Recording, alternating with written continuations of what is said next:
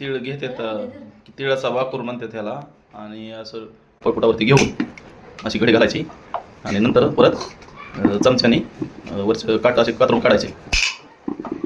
तर बघा खूपच आता इंटरेस्टेड व्हिडिओ होणार आहे. आपण हे कसं तळलं जातं आणि तेलामध्ये कसं केलं जातं. आणि बघा एकदम छान असे कुरकुरीत आपण तिळाच्या करंज्या बघू शकता. पुन्हा खायला खूपच गोड लागतात. तर तुम्ही बघू शकता आता आपण तेलामध्ये ही करंजी तळलेली आहे तिळाची. तर खूपच कुरकुरीत खायला एकदम छान अशी लागते.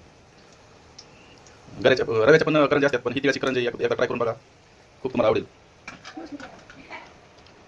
तर बघा दुसरी पण टाकली, तिसरी पण टाकली. वाव, एक नंबर. तर बघा आता थोडी थोडी लालसर झालेली आहे आणि असं थोडं थोडं हलवून घ्यायचं, कारण आपण नाही जर हलवलं तर एक साईडने करपल.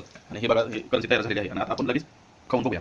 ही करंजी खूप छान आहे आणि एकदम कुरकुरीत आहे. तर मी मित्रांनो खाऊन बघू, आपण टेस्ट करून बघू. वा, खूपच छान वाटते. आणि आपण बघा इथं तिळाचा बाकूर आहे, इथं तीळ आणि गुळ असं आहे करंजीमध्ये.